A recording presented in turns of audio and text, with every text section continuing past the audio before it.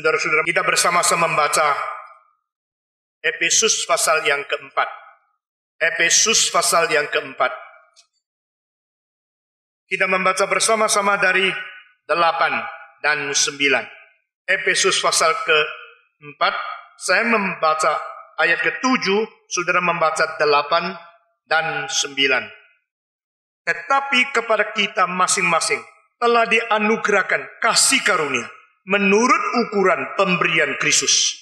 Ayat 8, itulah sebabnya, kata Nas, tatkala ia naik ke tempat tinggi, ia membawa tawanan-tawanan, ia memberikan pemberian-pemberian kepada manusia. Bukankah ia telah naik? Berarti bahwa ia juga telah turun ke bagian bumi yang paling bawah. Ia yang telah turun, ia juga yang telah naik jauh lebih tinggi daripada semua langit untuk memenuhi segala sesuatu. Semua membaca ayat ke-10. Ia yang telah turun, ia juga yang telah naik jauh lebih tinggi daripada semua langit untuk memenuhkan segala sesuatu. Pembacaan kitab suci sampai di sini. Kiranya Tuhan memberkati setiap orang yang merenungkan firman-Nya. Saudara-saudara, bagian yang baru kita baca 2 ayat ini merupakan satu bagian mengenai kristologi yang penuh dengan misteri atau penuh dengan rahasia. Namun demikian kita melihat di dalam kedua 3 ayat yang baru kita baca ini memberitahu kepada kita sesuatu contoh rohani yang sungguh-sungguh. Saya tidak akan hanya memperdebatkan tentang nas dengan segala intisari yang tercantum di dalamnya, tapi kita juga akan melihat prinsip total daripada pengajaran-pengajaran yang kita boleh terima. Saudara-saudara, Yesus Kristus naik ke tempat yang maha tinggi. Yesus Kristus diberikan nama melampaui segala nama, melampaui segala penguasa, melampaui segala pemerintah. Ini merupakan kehormatan, kemuliaan yang alangkah besarnya, yang tertinggi. Saudara-saudara, dan setiap kali kita melihat orang naik pangkat, naik kemuliaan, naik kehormatan, naik akan sesuatu status yang lebih tinggi, kita ingin sekali, kita merasakan itu hal yang baik sekali. Tetapi saudara-saudara, di belakang segala sesuatu kehormatan, kemuliaan yang diterima oleh orang lain, ada rohani-rohani yang perlu kita belajar. Jikalau kita tidak, kita hanya menjadi orang yang ingin, menjadi orang yang mau, menjadi orang yang iri, tapi kita tidak pernah melibatkan diri di dalam prinsip total daripada hidup dan rahasia kemenangan hidup. Saudara-saudara, di sini dikatakan, bukankah dia yang naik ke tempat yang tinggi, berarti dia pernah turun? Nah, ini menjadi satu warning, menjadi satu teaching, menjadi satu hint yang besar bagi kemajuan setiap orang. Saudara-saudara, bedanya setan dengan Kristus justru terletak di dalam arah yang terbalik. Saudara-saudara sekalian, ada orang mengatakan Allah menciptakan 2 logos. Yang sukses jadi Yesus, yang gagal menjadi setan. Ini ajaran salah sama sekali. Karena Yesus bukan dicipta. Nah, mengenai doktrin kita bereskan dulu. Yesus Kristus adalah oknum kedua atau pribadi kedua dari Allah Tritunggal. Dengan Bapa dan Roh Kudus, Anak adalah sama-sama 3 pribadi di dalam kesatuan, yaitu zat ilahi, substansi ilahi yang hanya esa adanya. Allah yang Maha Esa, Allah Tritunggal, Allah Tritunggal, Allah yang Maha Esa, Allah Tritunggal, Allah Bapa, Allah Anak, Allah Roh Kudus adalah Allah satu-satunya yang Tritunggal, Allah yang tidak ada bandingnya, Allah dari kekal sampai kekal ada pada diri sendiri. Itu sebab Yesus bukan dicipta, tetapi dia justru adalah pencipta, dan dia juga menjadi perantara ciptaan Allah terhadap segala sesuatu. Allah mencipta segala sesuatu melalui Kristus sebagai perantara. Itu artinya. Nah, saudara-saudara, dengan demikian teori mengatakan Allah menciptakan 2 logos, yang sukses adalah Yesus, yang gagal adalah setan. Itu tidak benar. Nah, saudara-saudara, Allah sendiri yang menciptakan segala sesuatu, baik dunia rohani maupun dunia jasmani, baik dunia yang tidak kelihatan maupun dunia yang kelihatan. Ini tercantum di dalam kredo Nisia bagian depan jelas luar biasa. Dan ini juga diakui oleh semua bapak gereja, bahkan di dalam semua ajaran yang penting di dalam abad-abad yang permulaan. Saudara-saudara sekalian, Yesus adalah pribadi Allah kedua di dalam ketritunggalan keesaan Tuhan Allah itu sendiri.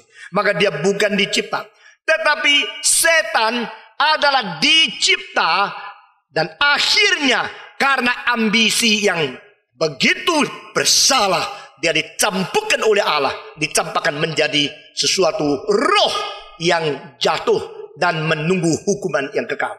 Nah saudara-saudara, perbedaan antara Kristus yang turun ke dalam dunia dan setan yang berada dan mengganggu di dalam dunia ini adalah arah daripada mereka. Saudara-saudara, setan yang tidak setara dengan Tuhan Allah justru ingin naik dulu, akhirnya Tuhan menurunkan dia. Kristus yang setara dengan Allah justru ingin turun dulu, akhirnya dinaikkan oleh Tuhan Allah. Saudara-saudara, alangkah baiknya jikalau kita tidak perlu turun langsung naik, tetapi tidak mungkin. Alangkah baiknya jikalau kita tidak pernah susah langsung enak, tetapi tidak mungkin. Alangkah baiknya kita tidak perlu studi mati-matian langsung penuh pengetahuan di otak. Itu tidak mungkin. Alangkah baiknya kita tidak perlu berjuang, berperang, tapi mengalami kemenangan. Itu tidak mungkin. Nah saudara-saudara, di sini dua macam sikap hidup manusia. Yang satu maunya langsung enak, cepat naik. Pakai cara apa saja, tidak peduli. Etis, tidak etis. Moral, tidak moral. Itu tinggal belakang. Pentingnya saya bisa kaya. Pentingnya saya bisa naik pangkat. Penting saya bisa mendapatkan kedudukan yang tinggi. Itu yang menghancurkan kerohanian manusia. Saudara-saudara, ini semua prinsip-prinsip Alkitab.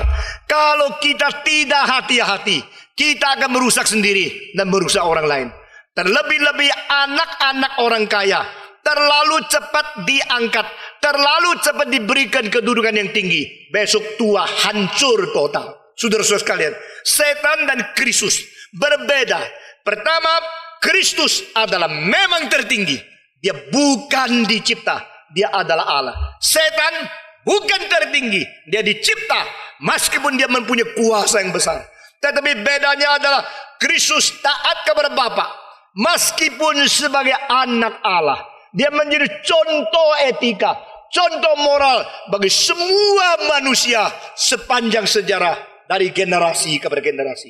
Contoh di mana seharusnya sifat kemanusiaan itu memerlukan latihan, memerlukan kerendahan, memerlukan pergumulan, memerlukan peperangan, memerlukan sesuatu pergumulan sebagai proses dari kesempurnaan dicipta menjadi kesempurnaan yang digenapi. Dari kesempurnaan potensial menjadi kesempurnaan yang sudah sempurna melalui proses ujian. Saudara-saudara sekalian, di dalam hal ini tidak ada jalan lain. Bahkan Allah sendiri tidak menunjukkan jalan lain. Waktu Allah menciptakan Adam, taruh dia di dalam Taman Eden. Waktu Allah menciptakan Adam, membiarkan dia melalui ujian, diberikan pohon terlarang yang membedakan baik dan jahat, supaya dia diuji. Saudara-saudara, biar setan mendekati dia, biar godaan datang. Tidak ada terkecuali, tidak ada exemption, tidak ada hak istimewa. Demikian pada waktu Yesus Kristus datang ke dalam dunia, sama. Dia melalui perantara, dia melalui kesulitan, dia melalui berpuasa 40 hari, dia melalui dicobai oleh setan, dia melalui gangguan-gangguan, dia ditolak oleh manusia yang sesuku, sebangsa dengan dia. Dia dikelilingi dengan seorang-orang yang berminat yang jahat untuk menjatuhkan dia. Sama, Tuhan Allah tidak pakai jalan yang lain.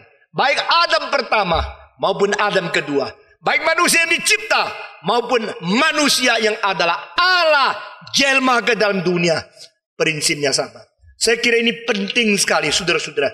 Kadang-kadang kita tidak mengerti, kita memanjakan anak, kita memanjakan cucu, kita memanjakan akan orang-orang pegawai yang baru, kita memanjakan orang-orang yang berbakat. Saya mau menyerahkan diri menjadi hamba Tuhan, langsung dimanja, akhirnya rusak sama sekali. Dan tidak mungkin mencapai fungsi optimal, fungsi semaksimal. Karena dari permulaan sudah melanggar akan prinsip-prinsip Alkitab. Saudara-saudara, raja-raja, anaknya pun kalau tidak lulus harus digugurkan. Raja-raja, anaknya dikirim ke sekolah yang tinggi, harus menempuh proses belajar yang kuat. Tidak bisa karena ini adalah keluargaku, nepotisme. Ini adalah familiku, ini adalah orang sendiri. Diberi istimewa, di bypass dengan segala kesulitan. Itu tidak ada. Saudara-saudara, bedanya setan dengan Kristus adalah Kristus menjadi contoh rela turun, rela merendahkan diri, rela sengsara, rela menderita, rela diuji, rela mengalami kesulitan-kesulitan. Setan tidak. Saya mau duduk di tempat yang paling tinggi. Kenapa dia bisa, saya tidak bisa? Saya mau sama seperti Tuhan Allah. Saudara-saudara, Allah yang tertinggi di dalam perkiraan hatinya, semua dalil, semua prinsip berdasarkan kebenaran yang mutlak ada pada dia. Dan dia mengetahui ini tidak beres. Jadi waktu setan, yaitu malaikat, penghulu malaikat yang begitu berkarunia dan berbakat, diciptakan demikian mulia dan potensi, sudah mempunyai ambisi liar yang melebihi daripada sesuatu penetapan Tuhan Allah, diketahui oleh Tuhan Allah.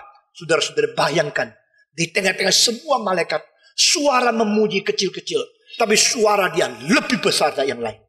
Pada waktu mereka itu semua bersyukur di surga, mengelilingi tata Tuhan. Tapi satu ini, yang satu, bakatnya, IQ-nya paling tinggi. Mungkin di dalam dada dia ada pipe organ, saudara-saudara. Kalau dia nyanyi, seluruh surga itu gentar. Semua nolek siapa yang nyanyi ya? Oh, penghulu malaikat ini. Luar biasa instrumen di dalam tubuhnya. Luar biasa tali suaranya. Luar biasa bakatnya. Dia punya bakat musik, bakat ini, bakat itu. Kalau demikian, nah, dia mempunyai hak istimewa bukan? Tapi saudara-saudara sekalian, semua potensi tidak dianggap hak istimewa. Dengar kalimat-kalimat ini.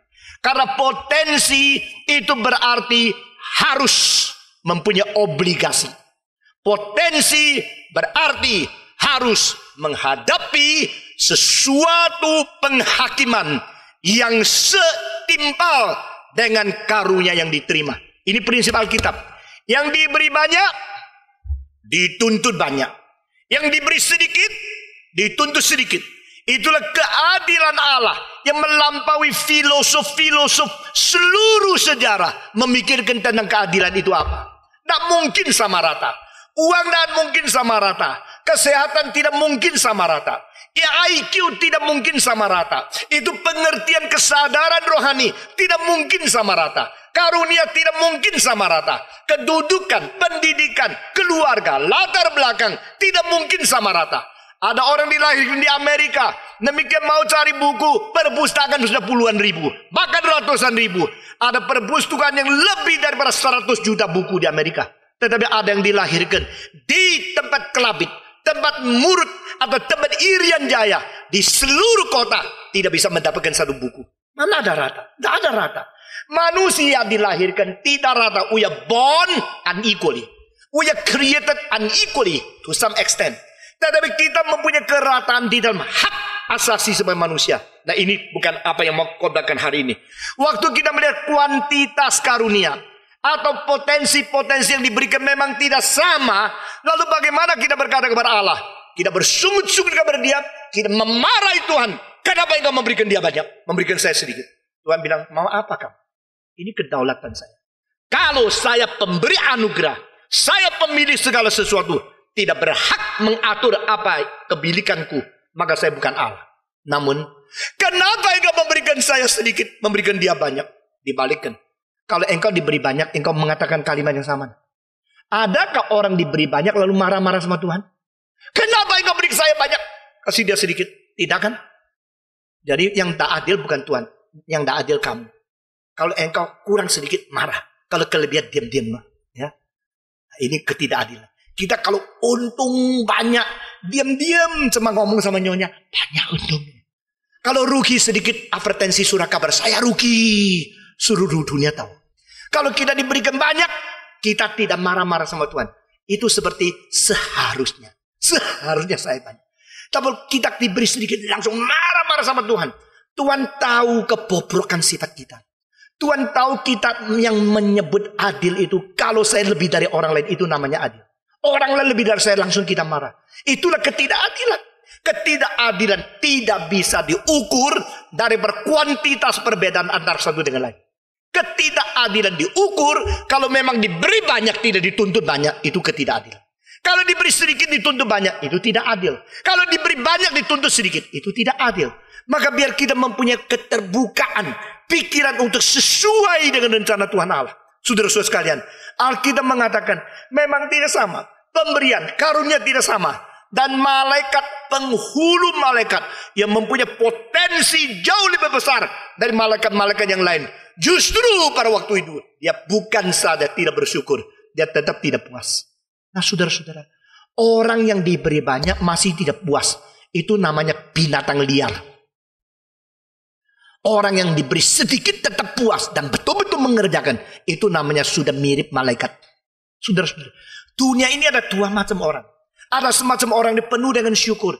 Kalau engkau baik sama dia, dia ingat. Sedikit saja baik sama dia, dia ingat seumur hidup. Itu orang-orang rohani, saudara-saudara. Kalau orang sudah mendapatkan kesempatan baik, dapat uang cukup, dapat segala sesuatu, tapi tak pernah puas-puas, bagi saya dia seperti binatang. Biarlah anggota gereja Reform Injili, bukan hanya dengan khotbah. Biar kita menjadi seorang yang betul-betul suka bersyukur kepada Tuhan. Meskipun dia kesulitan. Meskipun di dalam segala penghinaan, di dalam ketidakcukupan, tetap berkata kepada Tuhan. Saudara-saudara, tanya istri saya. Selama 27 tahun saya pernah mengatakan, saya terlalu susah, saya terlalu capek, saya terlalu miskin. Tidak pernah. Saudara-saudara, tidak seharusnya keluar dari mulut kita. Karena mulut kita dicipta untuk menjadi alat yang suci, memuji dan mengkuduskan Tuhan.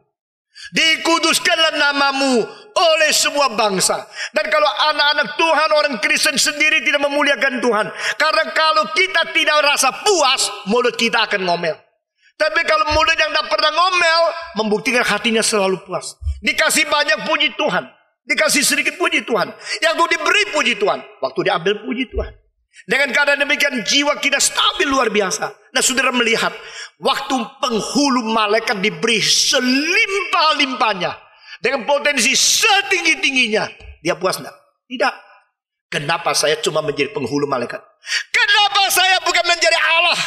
Nah saudara-saudara, jadi dia berambisi melampaui kualitas yang ada di dalam statusnya. Di kualitas statusnya adalah dicipta, tapi dia mau menjadi pencipta. Tidak mungkin. Yang dicipta itu dicipta, yang mencipta itu mencipta. Perempuan itu perempuan, jangan mau jadi laki. Laki itu laki, jangan mau jadi perempuan. Karena yang dicipta ada kodratnya. Dan di situ kalau engkau puas dengan apa yang dicipta oleh Tuhan, engkau mendapatkan sesuatu kepuasan dan sesuatu keindahan di dalam jiwamu. Saudara-saudara sekalian, kita tidak bisa iri sama orang lain. Saya tidak pernah mengiri perempuan. Karena apa? Karena dia perempuan. Buat apa saya iri? Karena lebih rendah? Tidak. Karena dia bisa melahirkan anak laki-laki. Saya melahirkan perempuan tidak bisa. Betul nggak? Saudara-saudara, dia adalah manusia yang dicipta dengan demikian mulia, mempunyai fungsi tersendiri yang laki-laki tidak bisa ganti, laki-laki tidak bisa kerjakan.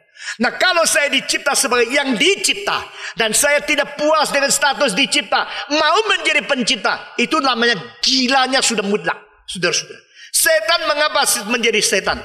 Karena setan lupa kodrat Allah. Setan lupa status yang ditetapkan oleh Allah di dalam identitas dia sendiri. Maka penghulu malaikat mau menjadi Tuhan Allah. Allah mengatakan, oh karena bakat besar, karena karunia besar, karena potensi besar, sekarang engkau tidak puas, mau jadi Allah. Oke, sekarang saya menurunkan engkau menjadi setan. Akhirnya dari malaikat menjadi setan itu namanya turun. Tetapi statusnya sama, dicipta. Malaikat dicipta, setan juga adalah ciptaan Tuhan. Malaikat jatuh menjadi setan, statusnya tetap adalah sesuatu yang dicipta oleh Allah, tetapi sudah tidak memiliki kemuliaan asli. Nah, saudara-saudara, karena turun, geser daripada identitas, daripada kedudukan semula. Geser daripada kedudukan semula. Itu bahaya sekali. Saudara-saudara, waktu seorang tentara lupa dia tentara, dia bisa menjadi pemerkosa. Waktu seorang presiden lupa dia menjadi presiden, dia menjadi badut. Saudara-saudara, waktu seorang guru lupa dia seorang guru, dia dihina oleh murid-muridnya. Waktu seorang pria lupa dia pria, dia tidak mempunyai fungsi sebagai kepala keluarga. Saudara-saudara, waktu wanita lupa dia wanita, gerak-geriknya kehilangan keindahan. Karena yang disebut wanita, ada keindahan wanita yang berada di dalam status wanita itu sendiri. Pada waktu malaikat lupa dia malaikat, dia akan menjadi setan. Dan istilah setan di dalam bahasa Ibrani artinya adalah penghalang, perintang. Barang siapa merintangi kehendak Allah, tidak peduli dia uskup, dia paus, atau dia pendeta, atau dia orang Kristen dan majelis, dia sedang berperan setan. Saudara-saudara, banyak gereja mempunyai banyak majelis, tapi pekerjaan Tuhan tidak bisa maju. Karena apa? Karena majelisnya berkedudukan majelis, tapi berperan setan. Karena mereka merintangi pekerjaan Tuhan. Mereka tidak mau gereja berkembang. Mereka hanya mau kedudukan diri tidak jatuh. Akhirnya negara dikorbankan asal diri kaya. Itu namanya berkedudukan presiden yang berperan setan. Nah, saudara-saudara, mari kita melihat segala sesuatu dari substansi prinsip rohani, bukan daripada gejala di luar. Karena yang disebut setan berarti perintang, penghambat, pelawan daripada kehendak Tuhan Allah. Allah mempunyai rencana. Allah mempunyai segala sesuatu yang harus dikerjakan sesuai jadwalnya. Tapi barang siapa menantang, barang siapa melawan, saat itu orang itu berperan seperti setan. Itu sebab kiranya Tuhan memberikan kekuatan kepada kita mempelajari prinsip rohani yang tersimpan di dalam ayat ini. Yesus naik ke tempat yang tinggi. Ini bukankah berarti dia pernah turun? Waktu saya merenungkan ayat ini, saya sangat tergerak. Saya sangat tergerak di hati sedalam-dalam saya. Karena yang kita anggap sebagai nabi, yang kita anggap sebagai rasul yang terbesar, yang kita anggap sebagai Tuhan di atas segala yang bertuhan, adalah Yesus Kristus yang selamanya menjadi contoh kita. Dia pernah turun. Pernah turun, maka diangkat naik. Kalau tidak mau turun, bagaimana bisa naik? Orang yang tidak pernah turun, bagaimana bisa naik? Dan orang yang naik karena dulu tidak pernah tinggi, itu kenaikan adalah meningkat. Tetapi yang pernah turun baru naik lagi, itu namanya meninggalkan tempat mulia sendiri.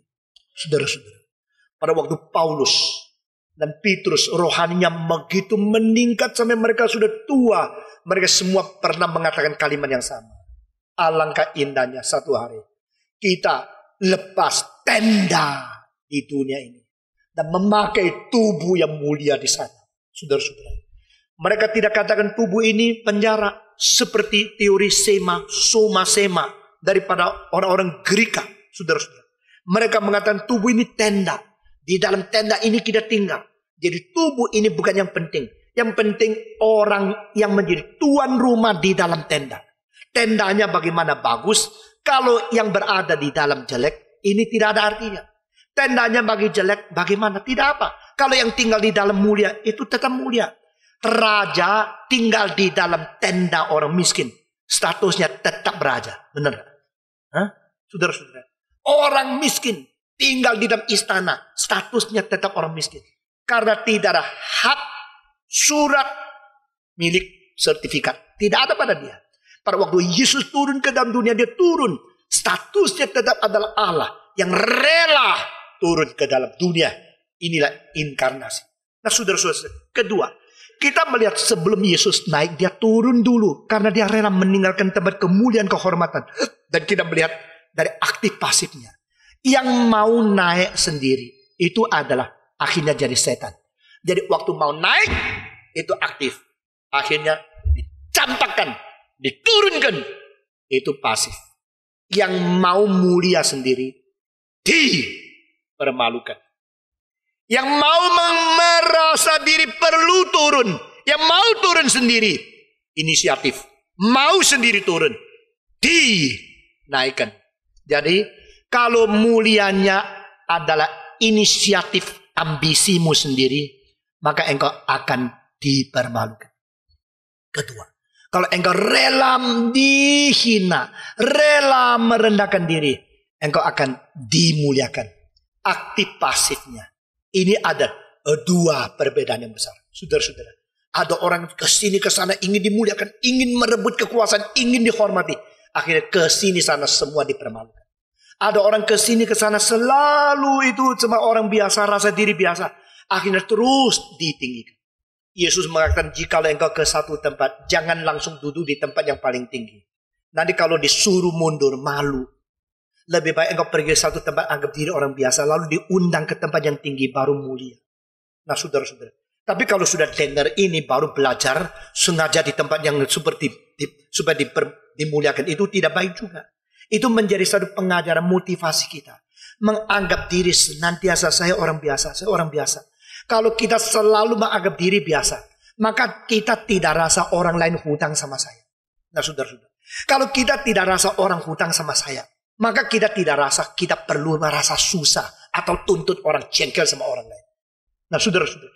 Jadi di hadapan Tuhan kita kalau merasa diri orang hebat, maka kita saudara lu kenapa tidak hormat, gua kurang ajar lu ya. Nah, saban hari begini susah engkau.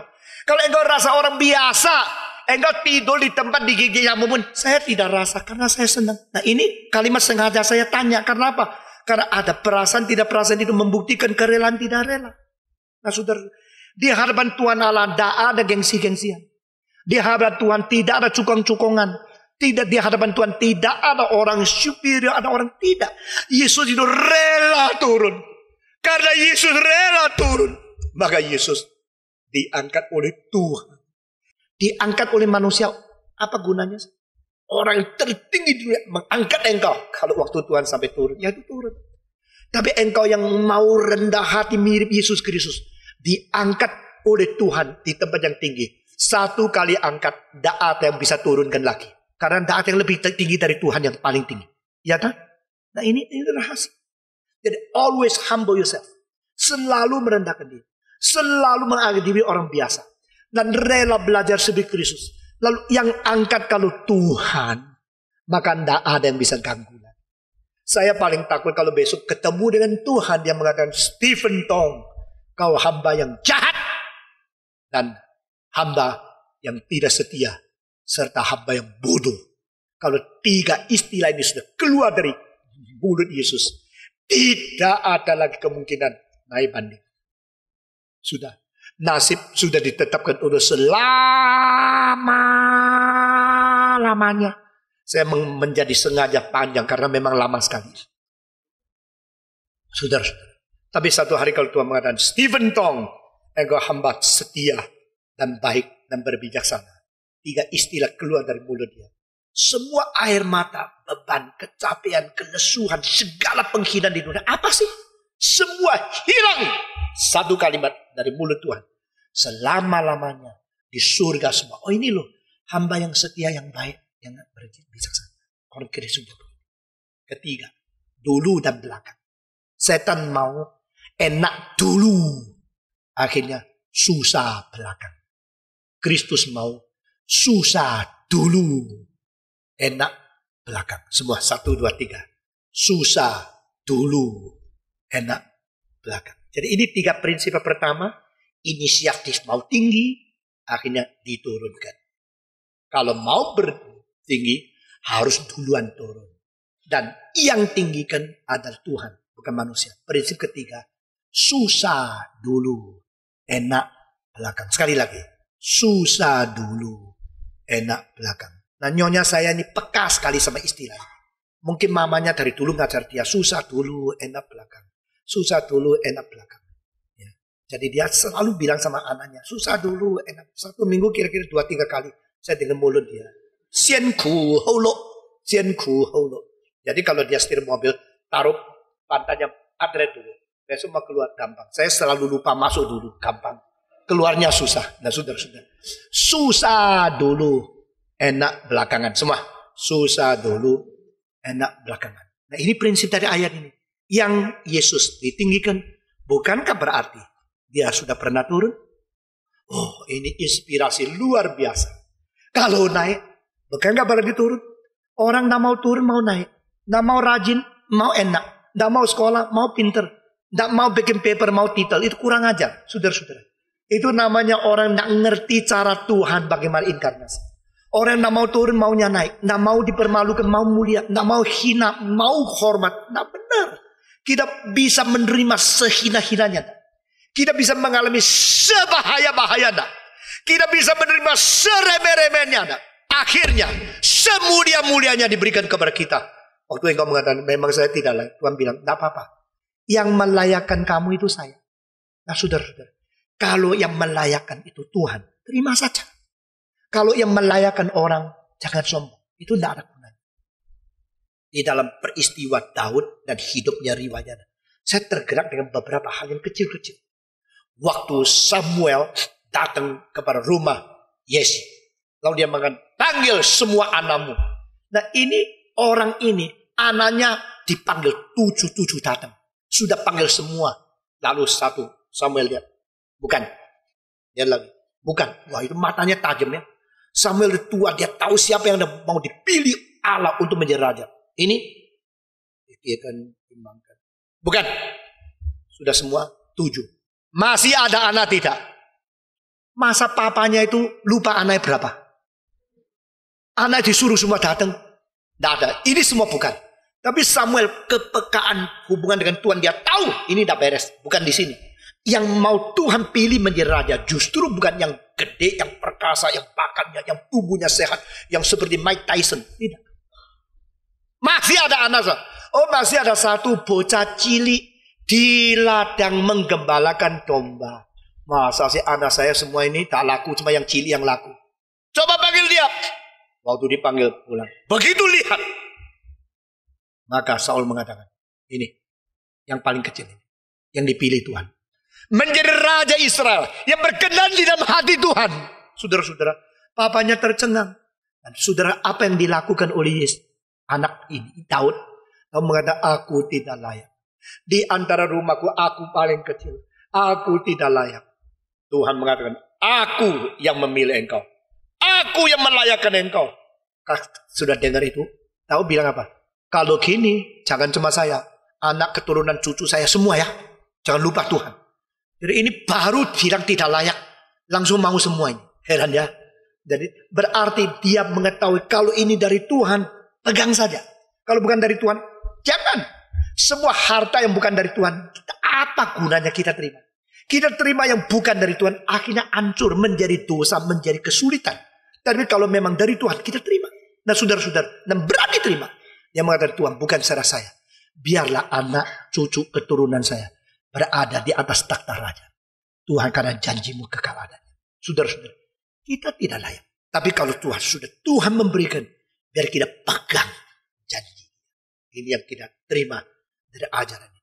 Sekarang kita masuk ke dalam bagian doktrin. Saudara-saudara, apa artinya Yesus naik?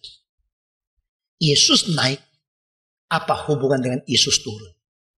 Yesus naik tidak berarti dari status yang dicipta menjadi status ke dalam surga bersamaan dengan Sang Pencipta, atau menjadi seperti atau langsung menjadi pencipta. Tidak.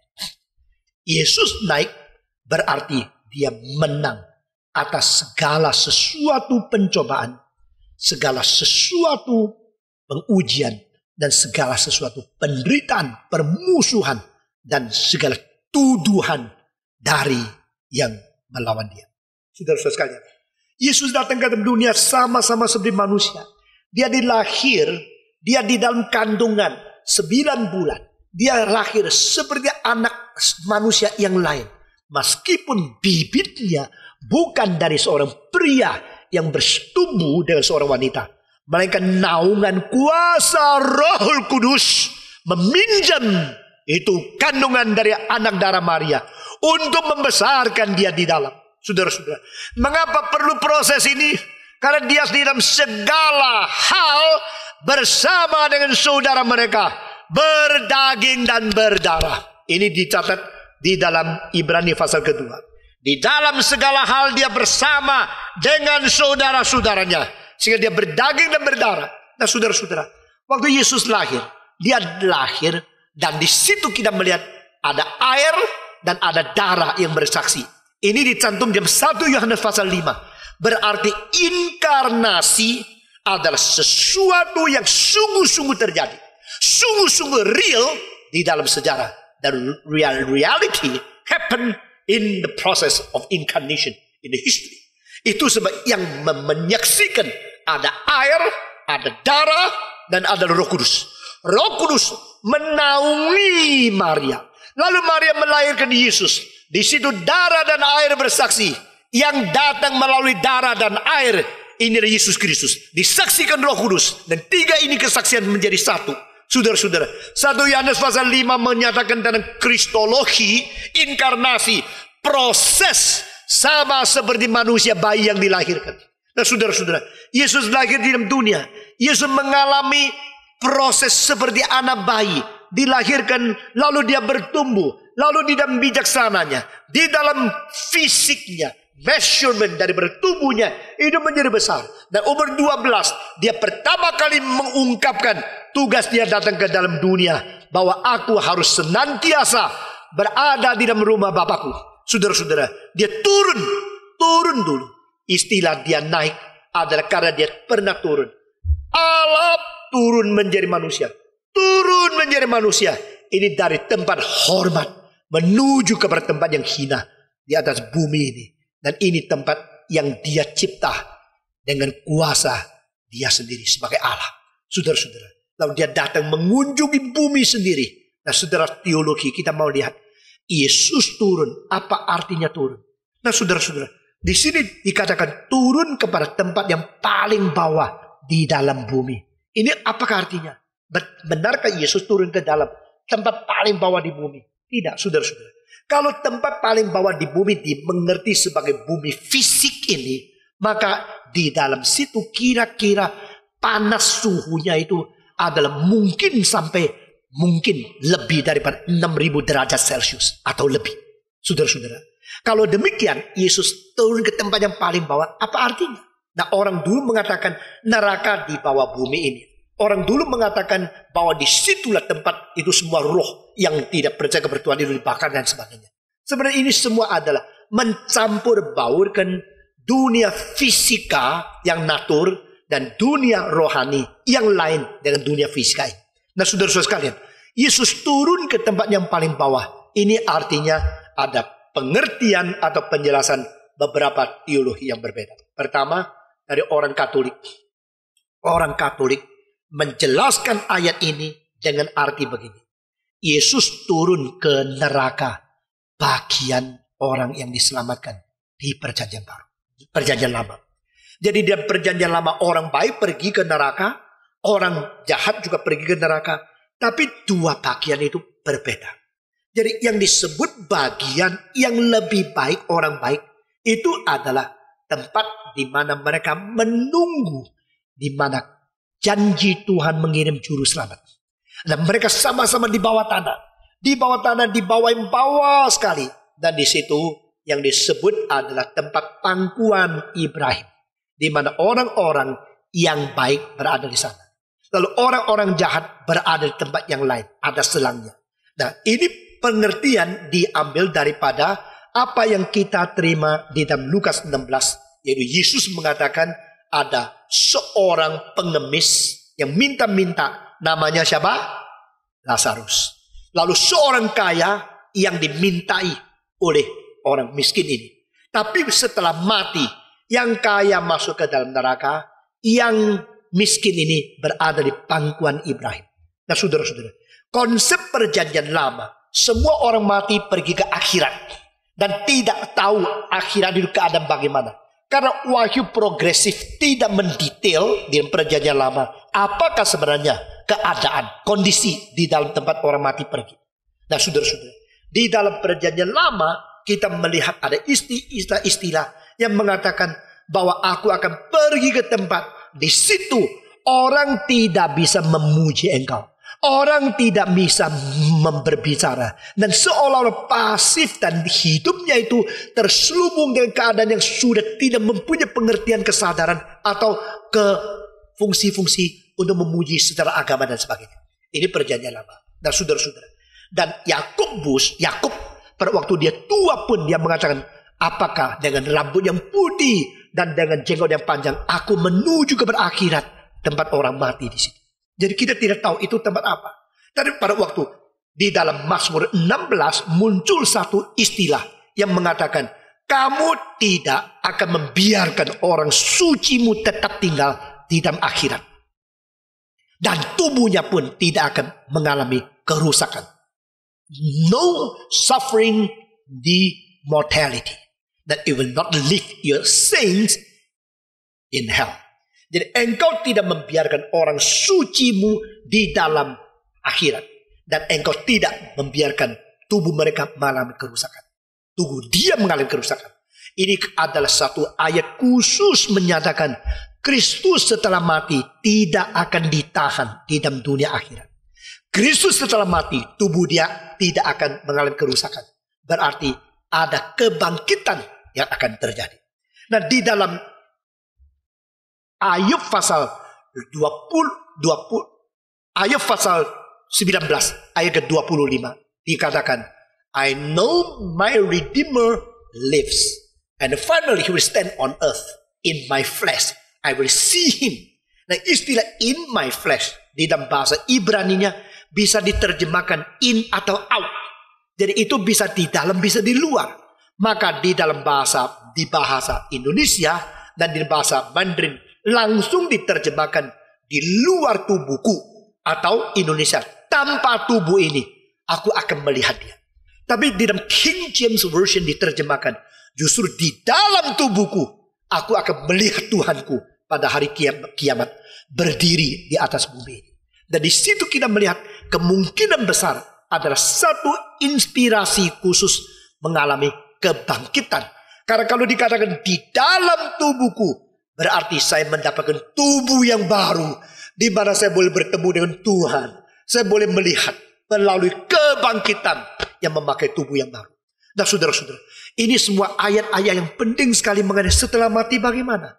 Tetapi tidak sampai waktu Yesus mengatakan di dalam Lukas 16, orang yang mati, ada yang pergi ke pangkuan Ibrahim, ada yang pergi ke tempat api yang menderita. Berarti lain tempatnya. Kalau demikian, Daud sama orang-orang Filistin perginya tempat lain. Maka Musa sama Firaun perginya tempat lain. Kalau demikian, Melkisedek, Abraham perginya dengan raja-raja yang melawan Tuhan, yang rusak, itu pasti lain. Kalau demikian, maka orang sudah mati dan perjanjian lama pun dipisah. Dipisah satu tempat menunggu pertolongan Tuhan. Satu tempat menunggu penghakiman yang akhir. Nah, inilah pikiran Katolik kalau Yesus turun ke mana. Orang Katolik mengatakan Yesus mati, dia turun ke tempat orang mati. Dia pergi ke tempat orang-orang perjanjian lama yang dimiliki Tuhan, yang masih terkurung dan belum ada keselamatan. Mereka dikurung di situ untuk menanti. Mereka tunggu terus. Oh Allah, kapan anakmu datang menyelamatkan kami? Kapan Mesias menggenapi keselamatan? Kapan dia mengalahkan akan kematian? Kami menunggu. Nah, kalau demikian Yesus turun ke mana? Menurut Katolik, Yesus turun ke bagian itu dan Yesus memberikan satu suara kemenangan. Menanglah dan tergenaplah apa yang kau harapkan, apa yang kau tunggu, sudah saya selesaikan. Maka mereka bersorak-sorai, menanglah engkau. Sesudah itu Yesus naik. Waktu dia naik, dia membawa semua yang pernah mati, yang menunggu dia, yang orang baik, yang beriman kepada Tuhan, tapi belum melihat kemenangan dia, yang sementara di belenggu itu dia bawa. Jadi menurut pikiran ini, Yesus turun ke bagian pangkuan Ibrahim, lalu membawa tawanan yang pernah ditawan untuk kembali ke surga. Waktu turun seorang diri, waktu naik beribu-ribu orang yang menanti dia, semua dipindahkan. Ini imigrasi rohani yang terbesar. Nah, saudara-saudara, imigrasi jasmani yang terbesar, Musa mengeluarkan 2 juta orang Israel keluar dari Mesir, lalu pergi kepada tempat perjanjian yang dijanjikan oleh Tuhan. Tetapi tidak tahu di mana. harus melalui peperangan. Karena susah dulu, baik enak belakangan. Perang dulu, baru ada kemenangan. Janji sudah ada, tapi harus direbut melalui keberanian. Bukan menerima seenaknya saja. Nah saudara-saudara, itu imigrasi terbesar secara sejarah di dalam fisik. Imigrasi rohania menurut orang Katolik adalah demikian. Bagaimana dengan Protestan? Di dalam Protestan yang menerima dan bisa terima doktrin ini adalah gereja Lutheran. Jadi gereja Lutheran mereka menganggap inilah cara yang boleh kita terima, cara yang boleh kita mengerti sebagai ajaran kebenaran Alkitab, termasuk HKBP, GKPI, GKPS, dan Huria Kristen, HK, dan sebagainya yang di Indonesia, di Sumatera Utara. Bagaimana dengan teologi reform? Teologi reform sejak Calvin lalu ditelusuri sampai Charles Hodge. Mereka menelusuri baik daripada iman pengakuan rasuli maupun daripada istilahnya dan telusuri sejarahnya dan kitab suci bagian ini dan membandingkan seluruh kitab suci, jawaban agak lain. Nah saudara-saudara, teologi reform mengatakan turun ke bumi ini justru adalah berarti inkarnasi, bukan dari bumi turun ke tempat yang paling dalam secara fisik. Ini pertama. Kedua, istilah turun ke neraka di dalam pengakuan iman rasul yang kita baca itu sebenarnya pertama kali muncul bukan abad akhir pertama. Akhir abad pertama tidak ada istilah atau kalimat itu. Di belakang itu sudah dia mati, dikuburkan, hari ketiga bangkit pula. Tidak ada istilah turun ke neraka. Tidak ada. Jadi itu mulai muncul dan dikonfirmasikan kira-kira abad ke-7 di dalam Credo of Aquila. Di dalam Credo of Aquila itu istilah itu sudah muncul dengan lengkap dengan seluruhnya. Sehingga permulaan tidak ada. Dan waktu dilihat lagi, saudara-saudara, istilah-istilah turun itu bukan pakai kata kerja. Tetapi kata adjektif. Apa itu? Kata sifat. Nah saudara, kata sifat. Jadi ini menjadi tafsirannya adalah Kristus turun ke neraka. Berarti dia sudah turun dari surga ke bumi melalui inkarnasi. Lalu di bumi dia sudah hina dan dimatikan. Bukan saja demikian. Dia telah menanggung hukuman seperti di neraka. Menanggung hukum dan penghinaan yang terendah. Kematian, hukuman yang paling tidak adil. Dan sengsara seperti neraka di atas kayu salib bagi kita. Dan di sini, bukankah dia naik, dia turun dulu? Teologi reform mengatakan, dia turun. Berarti dia sudah merendahkan diri. Meremehkan diri. Dia dihina serendah-rendah. Dia titik paling rendah. Yaitu dia mendapatkan hukuman neraka. Mengganti engkau dan saya. Nah saudara-saudara. Ini adalah ajaran dan dari segi doktrin. Mengenai apa artinya Yesus turun. Saudara-saudara. Dan demikian kita mendapatkan sesuatu hal. Bagaimana? Yaitu orang-orang perjanjian lama betul-betul tunggu dia. Betul. Mereka diselamatkan oleh dia. Betul. Mereka menanti dia benar. Nah saudara-saudara. Mereka semua akan diselamatkan. Di dalam perjanjian lama yang beriman kepada Kristus diselamatkan. Tetapi ini tidak berarti Yesus secara fisik harus turun ke sana. Karena Yesus sudah menanggung dosa semua orang yang beriman kepada dia. Bahkan menanggung hukuman neraka yang paling berat bagi semua orang. Dan secara sendirinya yang disebut itu Hades, yang disebut neraka di sini adalah tempat orang mati pergi, atau yaitu kuburan. Dia dikuburkan, hari ketiga dia bangkit. Nah saudara-saudara, sekarang kita melihat sekali lagi dari Efesus pasal ke-4. Di sini dikatakan ayat ke-8 dan ayat ke-9. Kita membaca bersama-sama. Efesus pasal ke-4 ayat 8 dan 9. Saya membaca 8, saudara 8. Itulah sebabnya kata Nas tatkala ia naik ke tempat tinggi, ia membawa tawanan-tawanan, ia memberikan pemberian-pemberian kepada manusia. 9 semua. Bukankah ia telah naik? Berarti bahwa ia juga telah turun ke bagian bumi yang paling bawah. Atau dia turun ke bumi dan turun serendah-rendah tempat paling hina. 10. Dan ia telah turun, ia juga yang telah naik jauh lebih tinggi daripada semua langit untuk memenuhkan segala sesuatu. Nah, saudara perhatikan, dia sesudah naik. Waktu dia naik, dia apakah fungsinya? Nah, apa dia kerjakan? Waktu dia turun, sesudah turun dan naik, apa yang dikerjakan? Nah, istilah the captives, istilah Inggris, ada bahasa juga Gerikanya mempunyai arti yang boleh dikatakan demikian, tapi mempunyai dua arti. Pertama, dia menawan tawanan-tawanan. Kedua, dia menawan kembali yang telah ditawan. Nah, ini dua arti bersama, mempunyai kemungkinan bersama. Berarti ini boleh, itu boleh. Saudara-saudara, orang yang berperang setelah menang, dia akan membawa tentara-tentara musuh, melucuti senjata mereka, dan bawa mereka pulang. Sekarang tidak lagi boleh menjadi tentara, tidak lagi boleh mempunyai senjata, tidak lagi boleh perang. Tetapi engkau tentara-tentara sudah dilatih dengan fisik yang kuat sekali. Sekarang sudah kalah toh? Kalau sudah kalah, jadi budak di sini. Nah, itu namanya menawan akan musuh. Captives the enemies. Captive the enemies itu diterjemahkan di bahasa Mandarin. Lu dia menawan musuh. Biasanya memang betul.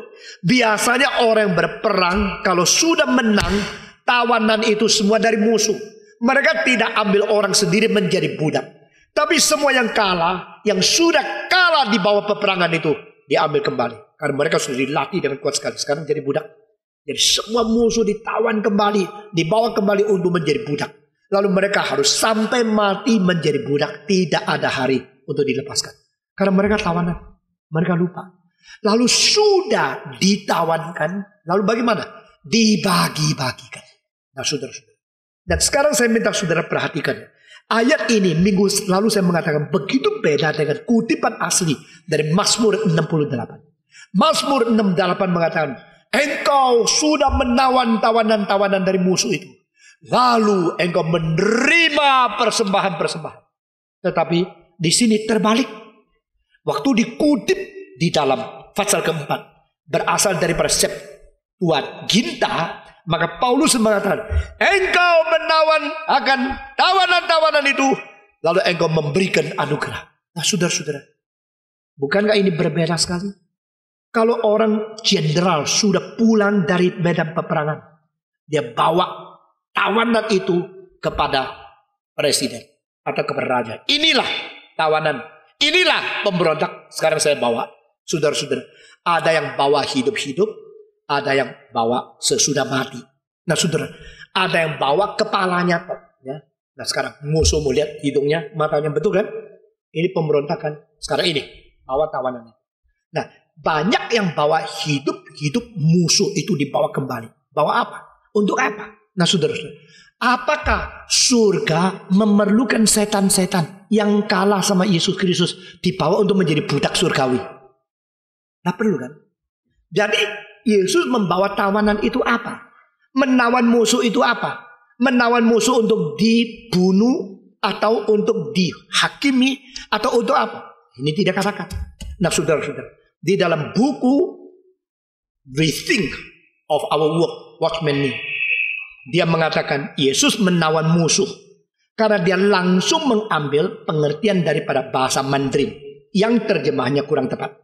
Tetapi terjemahan lain menawan tawan-tawan yang ditawan. Nah, itu yang lebih tepat, berarti Yesus mengembalikan mereka yang pernah dibawa oleh musuh, sekarang bawa kembali untuk menjadi milik Tuhan. Nah, dengan demikian di surga tidak perlu musuh. Di surga tidak perlu orang-orang yang dulu musuh sekarang ditawan menjadi budak. Tidak perlu. Ini pertama. Jadi kemungkinan besar Yesus Kristus itu setelah dia menang, dia mengembalikan orang-orang yang dulu sebelum dia naik di atas kayu salib, sebelum dia menggenapkan keselamatan, orang-orang perjanjian lama itu sekarang kembali menjadi orang yang boleh berdamai dengan Tuhan Allah karena dia sudah selesai.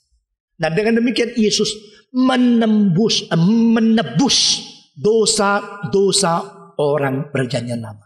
Dan ini dibuktikan di dalam Ibrani pasal ke-9 ayat ke-15. Mari kita membaca bersama-sama. Ibrani pasal 9 ayat ke-15. Bagian ini adalah bagian doktrin yang perlu kita mengetahui dengan agak tuntas. Ibrani pasal 9 ayat ke-15. Karena itu ia adalah pengantara dari suatu perjanjian yang baru, supaya mereka yang telah terpanggil dapat menerima bagian kekal yang dijanjikan. Semua membaca ayat kata selanjutnya. Sebab ia telah mati untuk menebus pelanggaran-pelanggaran yang telah dilakukan selama perjanjian yang pertama. Dan ini satu-satunya ayat. Jesus died to redeem the Old Testament sinners. Jadi orang-orang berdosa di dalam perjanjian lama serta pelanggaran-pelanggaran mereka mendapatkan penebusan melalui kematian Kristus di atas kayu salib. Sehingga Yesus bisa menebus orang perjanjian baru sekaligus menebus orang perjanjian lama. Ini satu-satunya ayat. Dan dengan demikian orang-orang di dalam perjanjian lama yang belum sempat melihat Kristus sudah mengalahkan dosa dan mengenapi keselamatan, mereka menanti, mereka ditebus. Ini tidak berarti Yesus harus sendiri turun ke situ, tapi kuasa Kristus dan keselamatan dia mencapai hasil yang besar ini. Sekarang kedua, kita akan memikirkan bagaimana dengan sesuatu konflik di antara Mazmur 6:8 dan Efesus pasal yang keempat. Mazmur 8 mengatakan, after capturing the captives, and he received all the offerings.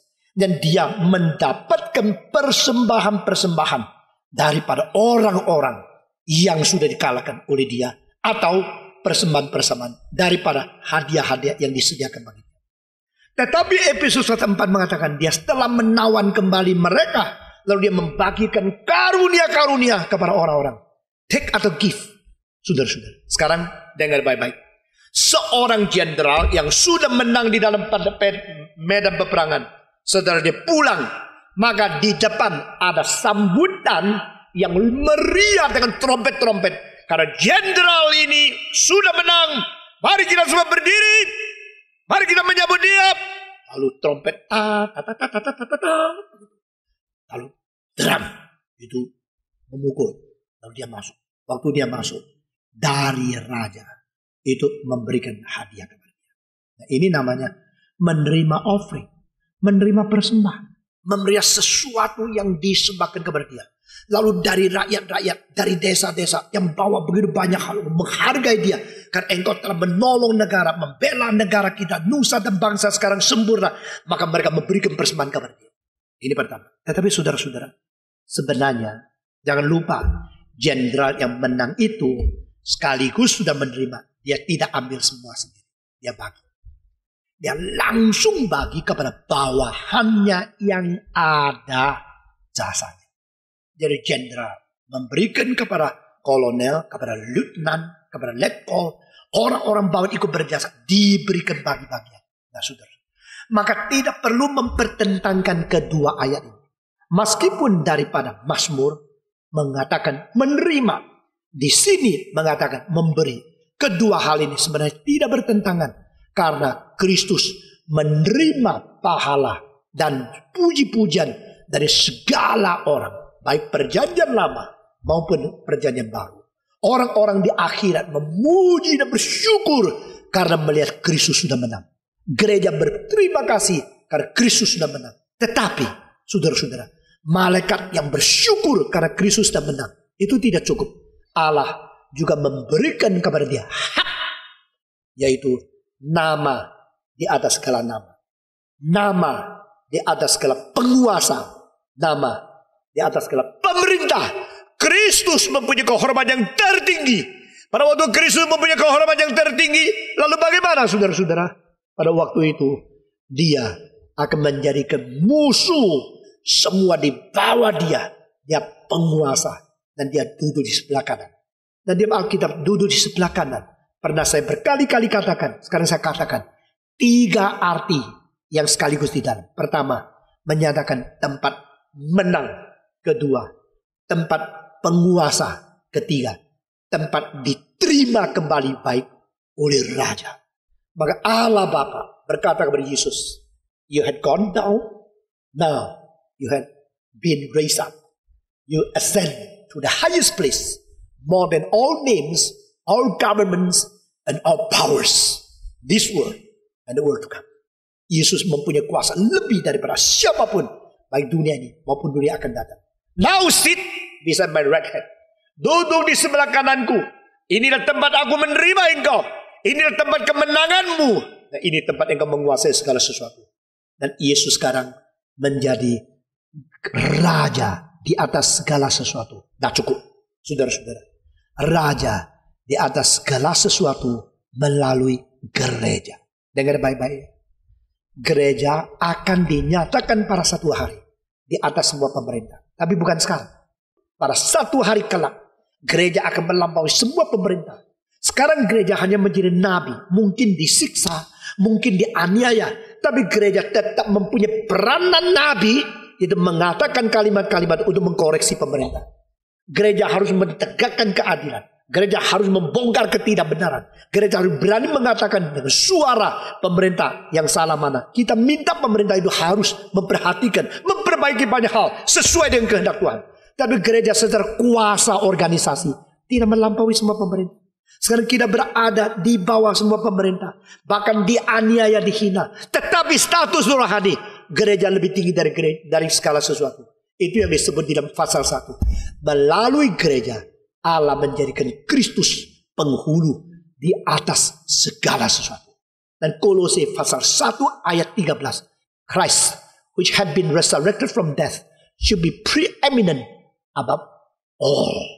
Dia harus diutamakan di atas segala sesuatu melalui gereja. Saudara-saudara, puji Tuhan. Dan di sini kita sekarang mendapatkan satu kesatuan antara konflik yang tidak perlu, yang tadi saya katakan. Saudara-saudara, bukan kutipan salah, bukan penyelewengan, bukan konflik sengaja. Bahkan seorang komentator mengatakan kesalahan tidak sadar oleh Paulus. Lalu dilawan oleh John Stott. Tidak benar. Sebenarnya ini adalah satu keharmonisan. Seorang jenderal yang menang menerima hadiah dari raja, menerima persembahan daripada orang-orang bawahan. Tetapi dia tidak terima sendiri. Setelah dia menerima itu, dia bagikan kepada mereka yang berjasa. Dan dia juga membagi-bagikan kepada mereka yang perlu. Kalau dia menawan tawanan adalah budak-budak, langsung 50.000 tawanan yang kuat-kuat, mungkin 10.000 untuk kampung halaman sendiri. Dari petani, supaya suburnya tanah itu bisa dibuktikan boleh mendapatkan panen yang besar. 10.000 lagi untuk istana, 10.000 lagi untuk siapa? Dia membagi-bagi. Berarti kuasa dia sudah dilaksanakan pada waktu kemenangan. Nah, sekarang terapkan kepada Kristus. Setelah Kristus mati dan bangkit, kuasanya apa? Setelah Yesus mati, dia turun sampai sedalam-dalamnya, serendah-rendahnya, menerima hukuman neraka mengganti engkau dan saya, sehina-hinanya. Lalu dia naik setinggi-tingginya, melampaui semua nama, semua pemerintah. Lalu bagaimana? Dia menerima pujian dari gereja? Iya. Dia menerima pujian dari Tuhan Allah? Iya. Dia menerima pahala yang banyak? Iya. Lalu Kristus membagikan apa? Dia membagikan karunia-karunia untuk dibutuhkan gereja.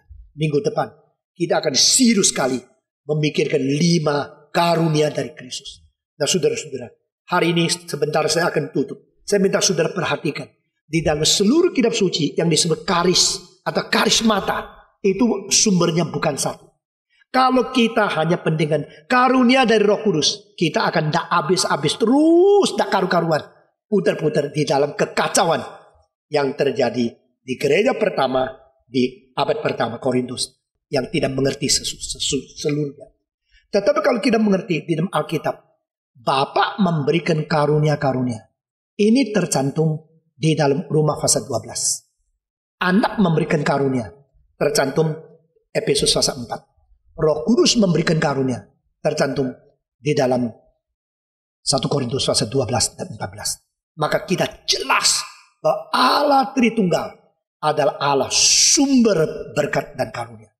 Khususnya Kristus sumber karunia jabatan gerejawi. Karunia jabatan gerejawi khusus dari Kristus. Karena dia ada kepala gereja.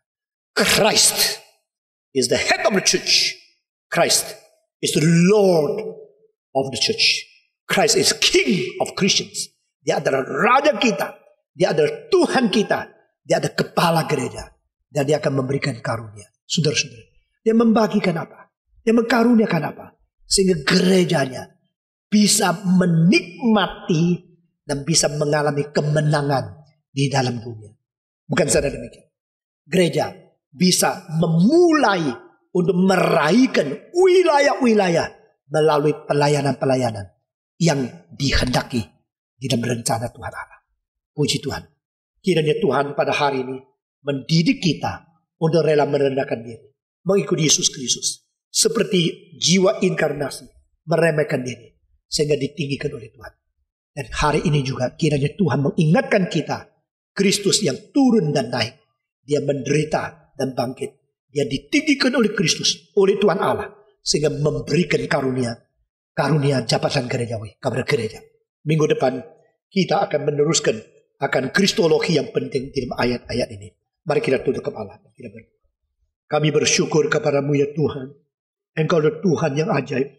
Kristus yang begitu limpah, yang begitu indah, yang begitu mendalam, begitu rela merendahkan diri, begitu ajaib menjadi teladan, begitu mulia dan hormat, tapi mau mengalami kesusahan, penderitaan, kemiskinan, penghinaan, bahaya, pencobaan, ujian, bahkan permusuhan orang-orang yang kau ciptakan.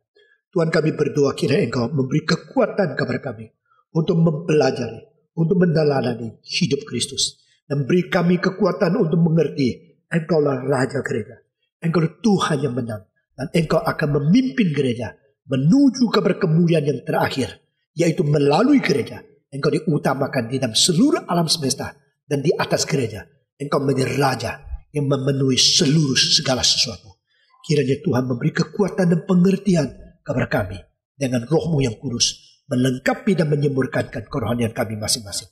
Dalam nama Tuhan Yesus kami berdoa. Amin.